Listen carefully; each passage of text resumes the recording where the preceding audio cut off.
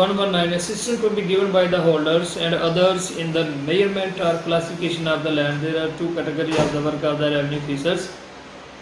When the classification of the land to be made or measurement to be made by the revenue officers, what is the duty of the landowners or the holders of that concerned area, that concerns land. It is the first work of the holders to provide the assistance for the purpose of two work. One work is the classification of the land. The second work is measurement of the land, which will be done by the revenue officer, which will be completed by the revenue officers. When two work to be started by the revenue officers, the revenue officer has part to give the notice to the village officers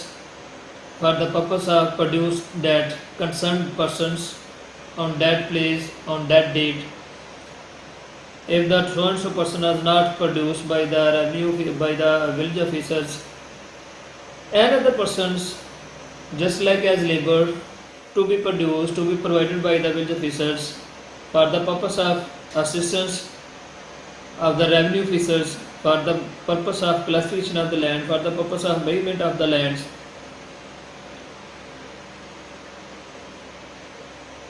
It shall be lawful for the revenue officer to call upon all owners of land and other person interested therein to assist. जब ये दो work revenue officer ने करने हों तो revenue officer के पास ये इख्तियार है कि कंसर्न्स जो लोग होते हैं जिनके रकबे की क्लासिफिकेशन करनी होती है, जिनके रकबे की मेजरमेंट करनी होती है, उनको कॉल करे, उनको बताए अपने सबॉर्डिनेट के ज़रिए, किसी मुलाजिम के ज़रिए कि फ़लाँ दिन मैंने इस रकबे की क्लासिफिकेशन करनी है, फ़लाँ दिन मैंने इसकी मेजरमेंट करनी है, आप मौके पे मौजूद हो और मेजरमेंट में जितनी असिस्टेंस की ज़रूरत हो आप लोगों ने मुझे प्रोवाइड करनी है। अगर वो प्रोवाइड नहीं करते तो विलेज तो रेवेन्यू ऑफिसर का ये भी इख्तियार है कि वो नंबरदार को कॉल करे और नंबरदार को कहे कि इस पर्पस के लिए मुझे बतौर लेबर जो है ना वो आदमी जो है ना वो प्रोड्यूस करे, वो प्रोड्यूस करने का पाबंद है, हुक्म की जो है ना वो तमीर करने का नंबरदार पाबंद है। तो काम क्या है, एक मेजरमेंट है, क्लासिफिकेशन है। जब मेजरमेंट करनी होगी तो फ्लैग होल्डर होने चाहिए। जब मेजरमेंट की जाती है किसी रकबे की तो जहाँ पे चाहता है रेवेन्यू ऑफिसर वहाँ पे जाके फ्लैग को लगवाएगा कि यहाँ पे फ्लैग लगवा दो। और साथ में जब मेजरमेंट की जाएगी तो वो चेन मैन एक साथ होता है जो चेन को जो है ना उठा के रखता है, चेन को लेके जाता है। मेजरमेंट पहले ज़मानों में आएगा तो फीते के साथ मेजरमेंट हो जाती है रकबे की। पहले ज़माने में वो एक लोहे की चेन हुआ करती जिसको पंजाबी में जरीब कहा जाता है, उसके ज़रिए से उसकी जो है रकबे की मेजरमेंट होती थी। तो जो सूटेबल आदमी है उनको तलब करता है रेवेन्यू ऑफिसर्स, और अगर वो नहीं लैंडर मौके पे पहुंचते तो विलेज ऑफिसर वो प्रोड्यूस करता है जितने भी जो आदमी रिक्वायर्ड करता है रेवेन्यू ऑफिसर इस पर्पस के लिए। अगर लैंड ओनर्स फेल हो जाते हैं, वो प्रोड्यूस नहीं करते, आज खुद असिस्ट नहीं करते रेवेन्यू ऑफिसर की, किसी लेबर को भी प्रोड्यूस नहीं करते, मगर विलेज ऑफिसर किसी लेबर को प्रोड्यूस करता है for the purpose of classification of the land, for the purpose of measurement of the land, for the purpose of providing the flag holders और द चेन मैन। जो cast इस काम के लिए, इस काम के ऊपर एक्सपेंसेस आएंगे वो तमाम के तमाम expenses to bear up by the land owners. अगर वो लैंड ऑनर्स इसको पे नहीं करते तो district collector has power to receive that amount just like as arrears of rent. Area of rent के हवाले से इसलिए कहा गया है कि एरिया ऑफ रेंट के हवाले से जब डिस्ट्रिक्ट कलेक्टर ने से एरियर्स वसूल पाने हो तो वो नहीं अगर डिस्ट्रिक्ट कलेक्टर देता तो attachment of land, attachment of crops, यहाँ तक नौबत आ जाती है कि रकबे को इवन के सेल भी किया जा सकता है अगर वो रेंट उसका पे नहीं करता। तो सेम पोजीशन इज देयर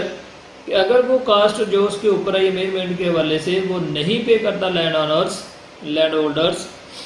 तो डिस्ट्रिक्ट कलेक्टर के पास इख्तियार है कि वो उनका वो एक्सपेंसेस इस तरह वसूल पाएगा जैसे वो एरिया ऑफ रेंट को वसूल पाता है अपनी तरफ से। तो पैसे उसको दे देंगे, एक्सपेंसेस जो वो गवर्नमेंट पे कर देगी, डिस्ट्रिक्ट कलेक्टर पे कर देगा उसको जो लेबर है। मगर वसूली जो है ना इस तरीके से कर सकता है। और सबसे पहली और फर्स्ट ड्यूटी यही है कि जब मेजरमेंट हो तो जो कंसर्न लोग होते हैं जिनका मफाद होता है वो असिस्टेंट प्रोवाइड करें फ्लैग होल्डर के सिलसिले में भी और मेजरमेंट के हवाले से भी, चेन के हवाले से भी। प्रोफेशनल सर्वे, कुछ प्रोफेशनल सर्वे भी होते हैं। If it is found necessary to make a survey by an agency other than that of revenue officers and village officers, the board of revenue may publish a notification. अगर किसी agency ने सर्वे करना हो बनस्बत इसके कि कोई विलेज ऑफिसर करे या रेवेन्यू ऑफिसर करे, किसी एजेंसी ने किसी रकबे की, किसी स्टेट की या किसी पोर्शन ऑफ लैंड की जो है ना वो सर्वे करना हो, तो बोर्ड ऑफ रेवेन्यू के पास क्या इख्तियार है जब वो एजेंसी को इख्तियार देगा बोर्ड ऑफ रेवेन्यू, तो एक नोटिफिकेशन जो है ना वो पब्लिश करेगा। Notification to be issued by the board of revenue, something to be written in that notification just like as direction to be given by the board of revenue to the agency for act upon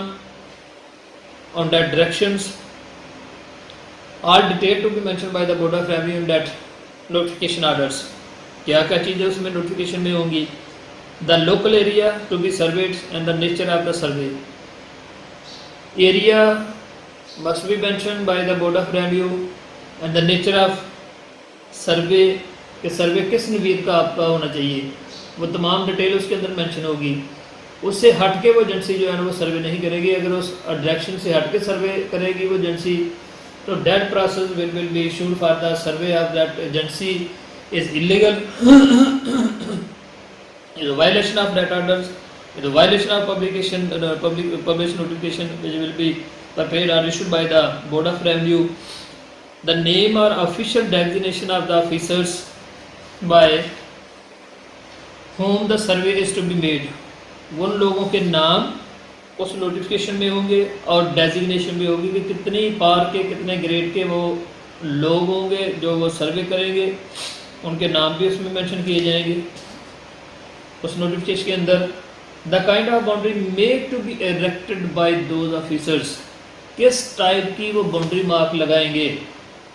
सर्वे जब करते हैं जहाँ पे सर्वे मुकम्मल होता है या as per the direction और इंस्ट्रक्शन, जहाँ पे बाउंड्री वाल होगी किस तरीके से रेक्ट करेंगे वो भी उसके अंदर मेंशन होगी, उसी तरीके से उसको रेक्ट करेंगे। From the date of notifications the officer specified there and the person acting under their orders shall have for the purpose of the survey the powers conferred on revenue officers by section 30। वो लोग जिनको notification में mention किया जाएगा कि आपने ये सर्वे करना है, स्पेसिफिक फ्ला एरिया का करना है, इस तरीके से करना है, उनके पास ऐसे ही इख्तियारात होंगे जिस तरह एक रेवेन्यू ऑफिसर के पास इख्तियारात हैं कोई सर्वे करने के हवाले से, कोई मेजरमेंट करने के हवाले से, उसी तरह के हैं। जैसे ये लिखते हैं ना power conferred on the revenue officer bye section 30, section 30 यही कहता है कि वो तमाम पावर्स इसके पास होंगे इस एजेंसी के अफसरान की जिनका नाम मेंशन किया जाएगा पब्लिकेशन में।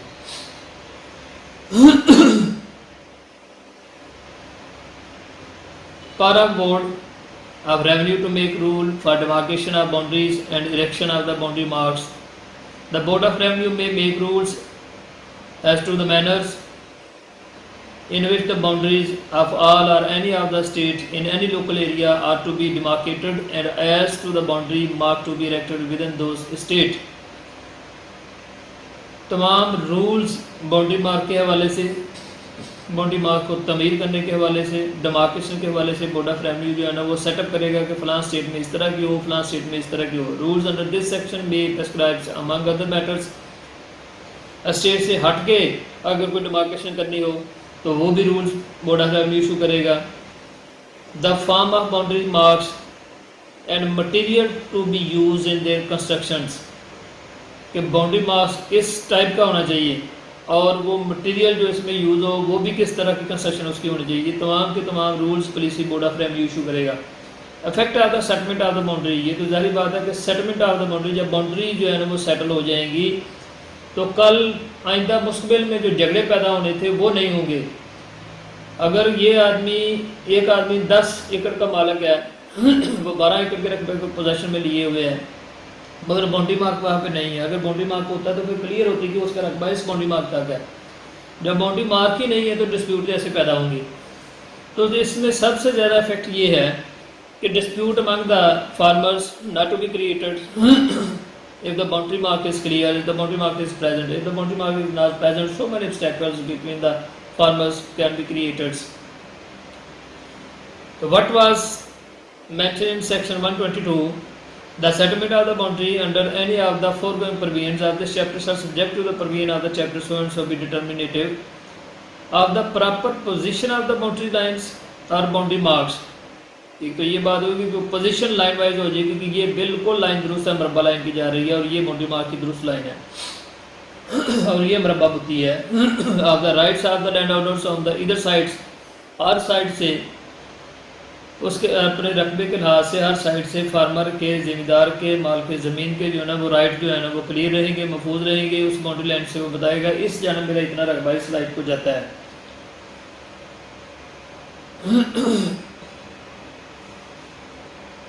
Where a boundary has been so fixed, the collector may under rules to be framed in this behalf by the Board of Revenue with the previous approval of the government evict any landowners. अब जो boundary fix हो गई है as per order, as per the rules of the board of revenue, कल को कोई तनाज़ा पैदा हो जाता है किसी के दो पार्टीज के दरमियान, दो जिम्मेदारों के दरमियान, वो कहता है कि नहीं ये मरबा होती है, ये मेरे रकबे के ऊपर जो नजायज़ काबज़ है, ये नजायज़ काबज़ है। तो डिस्ट्रिक्ट कलेक्टर के पास ये इख्तियार है कि वो मरबा बूती जो ऑलरेडी रेक्ट हुई है, ऑलरेडी वहाँ पे तमीर हुई है as per the rules of police और order of the board of revenue, उसको मद्देनजर रखते हुए रिकॉर्ड ऑफ राइट को देखेगा। जो शख्स इलीगल ऑक्यूपाई वहाँ पे जो है ना वो पाया जाएगा उसको बेदखल करने में उसके लिए आसानी होगी। अगर वहाँ पे मरबा बुती ही नहीं है, बाउंड्री मार्क्स ही नहीं है, तो ये बहुत इजी काम नहीं होगा, बहुत मुश्किल होगा। सबसे पहले मेजरमेंट करनी पड़ेगी, पता नहीं कितने दिन लगेंगे मेजरमेंट करने के बाद, उसके बाद क्लियर होगा कि यहाँ पे मरबा बुती होनी चाहिए। ये पहले सेटलमेंट करेंगे मरबा बुती की, उसके बाद देखेंगे कि ये कौन आदमी है जो इलीगल पोजेशन रखे हुए हैं, किसी के रकबे के ऊपर जो है नजायज़ काबज़ है। अगर ऑलरेडी बाउंड्री मार्क होगी तो ये मुश्किल नहीं होगा। जिसे ये डिस्ट्रिक्ट कलेक्टर की बात बताया गया है कि district collector evict any landowners who is wrongfully in possession, जो नजायज़ काबज़ है, of any land which has been adjudged in the settlement of a boundary not to pertain to his holding or to the holding of any person through or under whom he claims, जिस पे वो काबज़ है वो claim करता है मैं उसका मालिक हूँ, मगर बाउंड्री मार्क से अगर उसकी मेजरमेंट की जाती है तो बाउंड्री मार्क की प्रोसेस या मेजरमेंट के बाद वो साबित होता है कि जिस रकबे पे वो काबज़ है he is not legal owner of that property which is under his possessions, he has not right to say I am the legal owner of that property. Record says the payment of from the boundary marks tells to the district collector कि he has illegal possession on that property. तो district collector has power to erect to that person who has the illegal possession of that property upon that property. Part of its boundary rebellion between a state when two or more states are subject to reverse action and the limits of any such state are by any law, rule of custom or uses or order or decree of any court or other authority applicable thereto liable to vary according as variations may from the time occur in the course or action of such event. The Board of Revenue may order a permanent boundary line to be fixed between any such state or such portion thereof or as are liable to river actions. अब देखें 123 section जो ये कहता है, कई दफ़ा ऐसा होता है कि दो स्टेट के दरमियान में से नहर भी गुजरती है, ऐसे केसेस भी हैं, दो स्टेट के दरमियान में से दरिया भी गुजरता है। कभी दरिया जो है ना वो किसी तरफ ज़मीन को जो है ना वो दरियाबुद कर देता है, नुकसान पहुंचाता है, कभी किसी तरफ नुकसान पहुंचाता है। तो जो मुरब्बा लाइन्स हैं वो डिस्टर्ब होती हैं और मेजरमेंट जो है ना वो सही तरीके से नहीं होती। तो बोर्ड ऑफ रेवेन्यू के पास ये इख्तियार है कि दोनों स्टेट के दरमियान एक बाउंड्री मार्क्स मेजरमेंट करने के बाद जो है ना वो फिक्स की जाए कि रेवियन जो है ना वो मरबा बुत्ती है, कल को कोई ज़मीन दरिया बुर्द भी दरिया करते रहे या नहर भी कोई नुकसान पहुँचाती है, तो कम से कम वो दोनों स्टेट के दरमियान एक मेन निशान रखा है जहाँ से तो कल को डिस्प्यूट ज़मीन का पैदा होता है तो वहाँ से मेजरमेंट की जाएगी। तो इसका इख्तियार भी बोर्ड ऑफ रेवेन्यू के पास है।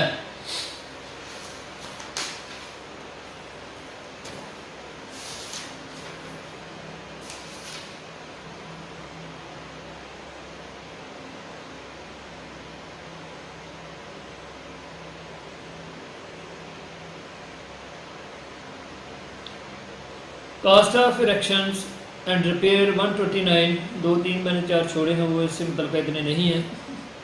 अब 129 cost of erections and repair of boundary and survey mark subject to any rules with the board of revenue में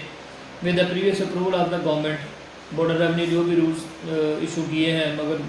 with the previous approval government से इजाज़त लेने के बाद, make in this behalf boundary and survey marks shall be erected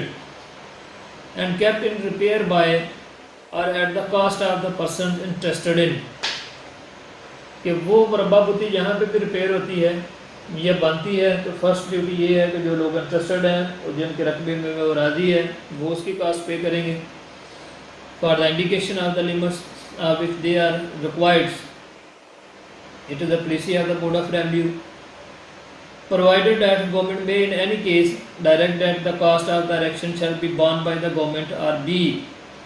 paid out of the proceeds of the village officer cess। या ये भी हो सकता है कि वो बाउंड्री मार्क्स जो बनी है उसको इरेक्ट किया गया है वो गवर्नमेंट आज खुद उसके जो एक्सपेंसेस भी इरेक्ट करेगी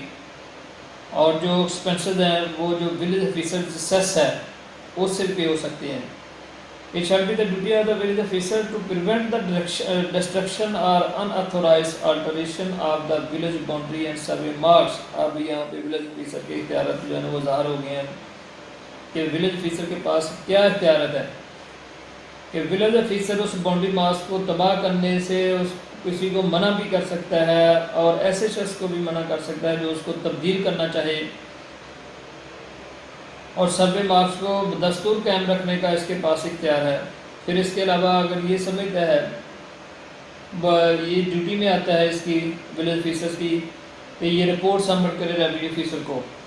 कि फ़लाँ आदमी ने इसको जो है ना वो ज़ाया कर दिया है, फ़लाँ आदमी ने इसको चेंज किया है, फ़लाँ आदमी ने इसको बाउंड्री मार्क्स को नुकसान किया है, फ़लाँ ये सर्वे का एक नंबर का इसको तबाह कर दी गई। इसके अलावा as well as the village officer has power to give the information to the concerned SHO, to the police officers for the purpose of destruction of that survey marks, boundary marks or alterations of that boundary marks. The name to be mentioned, name to be shown by the revenue by the village officer to that concerned police officers. Recovery of costs incurred by government if the person interested in the land failed to erect or repair the boundary or survey marks within 30 days from the date of their being required by revenue officer to do so, the revenue officer may cause it to be erected or repaired. Recovery of costs incurred by the government, जब government किसी मरबा पुत्ती को boundary mark को erect करेगी, repair करेगी, उसकी recovery किस तरह से की जाएगी, किसके ज़िम्मे है। First of all it is the duty of the land owners, land holding to pay the cost in order to repairing the boundary marks or erecting the boundary marks when the time to be given by the revenue authority to the landowners within so and so period। यहाँ पे तो mention किया गया है कि within 30 days, अगर ये policy के मुताबिक दुरुस्त है तो 30 डेज़ के अंदर का टाइम दिया जाएगा, अगर कम है तो बढ़ाया भी जा सकता है, ये रेवेन्यू ऑफिसर पे डिपेंड करता है। If the suitable time to be given by the revenue authority to the concerned landowners, the cost to be paid by the so and so persons which will be bear by the government for erecting the boundaries or repairing the boundaries। अगर वो fail हो जाते हैं, अगर वो पैसे नहीं जमा कराते, वो कास्ट जमा नहीं कराता लैंड ओनर्स, तो what process can be adopted by the revenue officer in order to collect or recover the cost where the revenue officer causes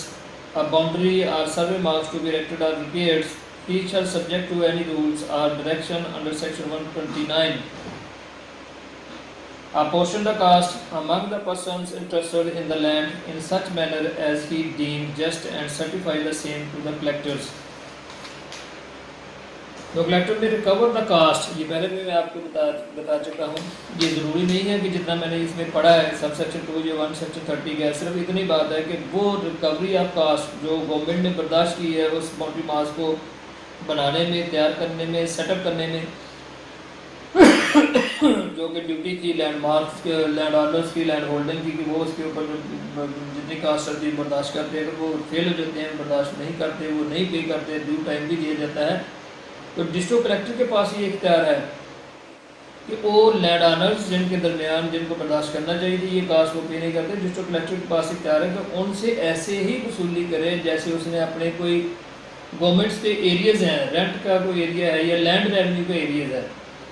rent हो रहा है जो लैंड रेवेन्यू तो किसी वाले से भी माफ नहीं है। मास हुआ इस चीज़ के कि कोई दरियाबुर्द ना राजी हो गई हो या कोई आसमानी या तूफान ना आ गया हो जिसकी वजह से फसल ना हुई हो तो लैंड रेवेन्यू माफ़ हो जाता है। अदरवाइज लैंड रेवेन्यू जिस तरह वो वसूल करता है जिनका कोई बकाया होता है, इसी तरह डिस्ट्रिक्ट कलेक्टर वो कास्ट जो इसके ऊपर बनाने में मरबा बुद्धि में कास्ट आएगी वो वसूल उसी तरह करेगा, किसी तरह भी उसको माफ़ नहीं करेगा।